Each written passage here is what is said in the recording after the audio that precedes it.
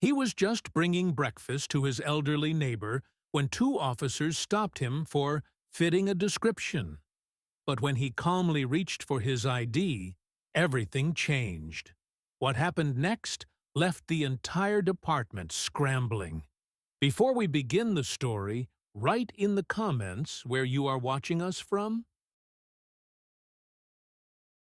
You ever walk down the street feeling good? I mean real good. The kind of good that lives in your shoulders, loosens your jaw, and makes your steps hit the sidewalk like you got jazz in your bones. That was me this morning. Harlem sun, fresh shirt, fresh haircut, two hot croissants in my left hand.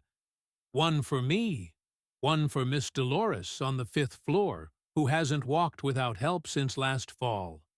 I didn't save a child from a burning building. I didn't wrestle a mountain lion. All I did was hold a door, help an elder, and pick up breakfast. You know, normal, decent human stuff. But when your skin's the color of strong coffee, even kindness comes with a receipt. I had just passed Lenox and 127th, whistling something old-school Curtis Mayfield, when it hit me. That shift in the air, you know it. That sudden hush when people stop making eye contact. When footsteps slow down behind you, but the vibe speeds up. Hey, buddy, hold up a sec. Oh, here we go. Two officers, not one. Two. One had that look.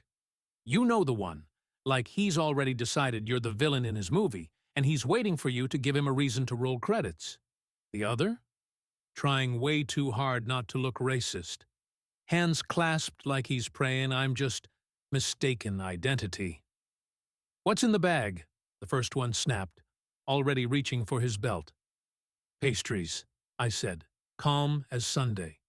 Croissants, one almond, one plain. He didn't even blink. ID? Sure, I said, keeping my voice smooth. Because when you're black in America, everything's a performance. Even your silence is scripted. I reached real slow. No sudden moves, no slick comments. I pulled out the wallet, opened it like I was showing him a winning lottery ticket. And there it was, my badge, Internal Affairs, NYPD, full clearance, full authority. And yeah, the shine caught his eye. Now, let me tell you, I live for this moment. Not because I want drama, but because there's nothing like watching someone's entire posture crumble under the weight of their own assumptions. The second officer blinked twice. The first? He turned a shade paler than cream cheese. You're, he stammered. I am, I said. And you just detained an active internal affairs investigator without cause. That's not just a mistake. That's paperwork. Lots of it. I took a step closer. Not aggressive, just present. The way authority should feel. He swallowed. Hard. We, had a call about a suspect? I raised an eyebrow.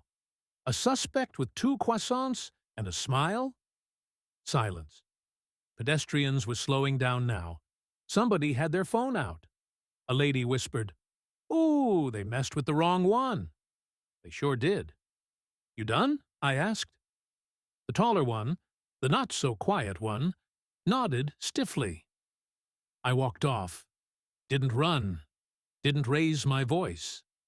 Just left them there, standing in their own mess of nerves and assumptions.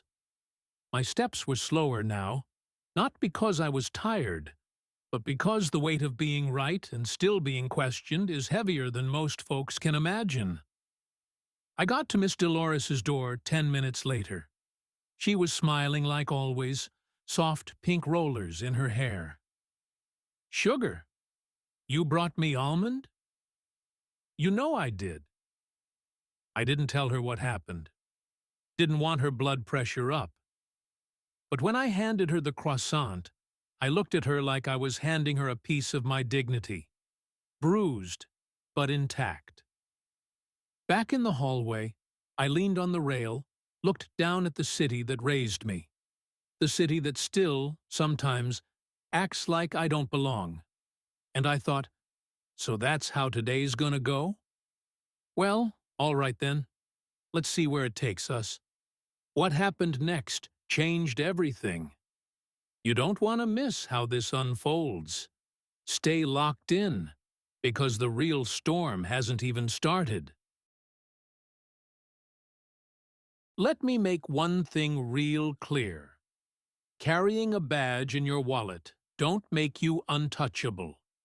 It just means when they come for you, they pause for half a second before asking the dumb questions. That morning should have ended with Miss Dolores sipping tea and me answering emails in peace. But nope. Less than 2 hours after the croissant situation, I got a ping on my work phone. Incident report opened. Conflict of interest inquiry pending. Well now, that escalated quick. See, when you work internal affairs, everybody either wants to shake your hand or hope you disappear in traffic. No in between. You investigate cops, and cops don't forget. That's why I wasn't surprised when I saw who filed the conflict of interest notice. Detective Raymond Kane. Yeah, that Kane. Big talker, bigger ego, and nephew to the captain over at the 9th Precinct. You connect the dots. But hey, I wasn't raised to fold. My daddy used to say, just 'cause the fire's hot don't mean you run from the kitchen. So I put on my tie, pressed my shirt, and walked into internal affairs like I owned the damn carpet. They sat me in a cold room that smelled like fake lemon and career regret. Across from me? 2 compliance officers, suits too tight, smiles too thin, and guess who else? Raymond Kane himself, leaning in the corner like he was doing a photo shoot for The Book of Smug. Mr. Bishop, one of the officers started, we've reviewed footage from this morning. The concern is whether your position compromised the responding officer's ability to perform their duties. I laughed. Out loud. Probably not the most professional thing, but hey, I wasn't born to play polite.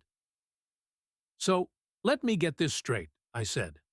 2 officers stopped me with 0 probable cause, treat me like I robbed a bank with a croissant in each hand, and now I'm the problem because I didn't stay quiet and scared?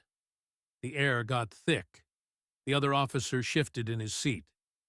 This is about maintaining impartiality, he said. I leaned in. You want to talk impartiality? Great. Let's pull up their body cams. Let's talk about how fast they reached for their belts before I even said good morning. Let's talk about how often that happens to black men in this city, whether they're wearing suits or uniforms. Silence. Even Kane stopped smiling. You want the truth? I said. The badge might shine, but it doesn't shield. Not when your face checks every box they're taught to fear. One of the suits cleared his throat. We're not questioning your integrity, Mr. Bishop. No, I interrupted. You're questioning my place, and that's exactly the problem. They let me go after that. Said they'd follow up later. You know, vague talk for, we hope this dies quietly. But the thing is, nothing dies quietly in the age of camera phones. See, what they didn't know was that someone, a teenager with quick thumbs and better sense than most grown men, had already posted the footage online. Full video, clear sound. Me holding up my badge while 2 officers scrambled for dignity. The caption? They stopped the wrong one. By lunchtime, it had over 500,000 views. By evening, City Hall had called Internal Affairs, asking why their own investigator got profiled like he walked off a wanted poster. And guess what happened next? Kane showed up at my office. Unannounced. No knock. Just walked in like he was still in high school, and I was sitting in his favorite lunch table seat. "You trying to make this a thing?" he asked, arms crossed. "Nah," I said, not looking up. "The thing made itself." "You know how this city works," he growled. "You stir too much noise. You burn bridges."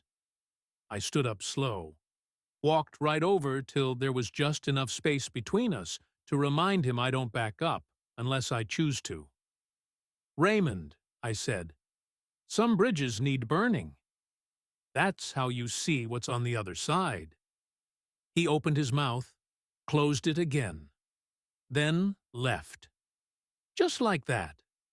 This is the moment. Everything you've been waiting for. Right on the edge. Stay with it. What happens next? It flips the whole script. Let me tell you something they don't print on the Academy brochures. The uniform doesn't make you family. It makes you a guest. And some folks only let you stay until you start asking questions they don't want to answer. By sunrise the next morning, the video had gone full wildfire. I mean morning shows, news blogs, even a few platforms I didn't know still existed. All of them spinning it like a Sunday sermon. Black investigator detained by officers. Then flips the script. People were talking, loudly. And not just Twitter mad either. City Council had questions. Civil rights orgs started sending letters. One councilwoman even quoted me on live TV. "The badge might shine, but it don't shield." Well, ain't that something? So there I was, halfway through a lukewarm coffee and a stack of paperwork that smelled like stress, when I got the call. Not an email, not a memo. A direct line from Captain Ernest J. Malloy, the man himself. "Need to see you," he said. No hello, no small talk. Now. So I put down my coffee, fixed my collar, and made the short walk that always feels a mile long when someone upstairs is watching. Malloy's office looked like the 1980s never left. Dark wood, heavy blinds, air too still. He was already sitting, hands folded like a man who just got off a call he didn't enjoy. "Sit." I didn't. "You know why you're here," he said. "Because 2 of your officers couldn't tell a croissant from a crime?" He didn't laugh. That was fine. I wasn't joking. He leaned back. "You're not new to how this city runs. You made this bigger than it needed to be." I crossed my arms. I didn't make anything. They stopped me. They profiled me. And then someone filmed it. That's not bigger than it needed to be. That's exactly as big as it always was. Just harder to ignore now. His jaw tensed. "There are rules, Bishop. There's discretion. You put pressure on the department when you act like you're not part of it." I stepped closer. "Captain, with all due respect, I've worn this badge longer than your nephew's had a driver's license, and every time I flash it, I pray it means something. But yesterday, it meant nothing. That's your culture, not my conduct." The silence between us got loud, and then he said something I'll never forget. Not because it shocked me, but because it didn't. "You people always think it's personal." Just like that. Like he hadn't just pulled the curtain all the way back. I looked him dead in the eye. "You're damn right it's personal. When I can't walk down a street without being treated like a suspect while wearing the same badge as you, that's not just personal. That's structural." He stood. "Watch how you talk to me." "No," I said. "You watch. Because the city's watching now, too." I walked out without another word. My pulse steady. My conscience louder. Back at my desk, my phone buzzed nonstop. Messages from colleagues, reporters, even a few folks I hadn't heard from in years. But one voicemail stood out. A familiar voice. The younger officer from that morning. the one who'd looked at me like I ruined his future. His voice was tight, hesitant. Mr. Bishop, I just wanted to say, I saw the video. I thought I understood how things worked, but I didn't. Not really. I'm sorry. For real. Now, don't get me wrong. One apology doesn't fix a broken machine, but a crack is how the light gets in. Later that evening, I visited Miss Dolores again. She had the news on, volume turned low, eyes sharp as ever. "They finally seeing you, huh?" she asked. I smiled, handed her tea. "They're seeing something." She looked at me like only grandmothers can, with pride and warning all wrapped in one look. "Don't stop. That shine on your badge? Make 'em see it every time they try to dim you." And I knew, right then, I wasn't done. Not even close. This story ain't just about one man.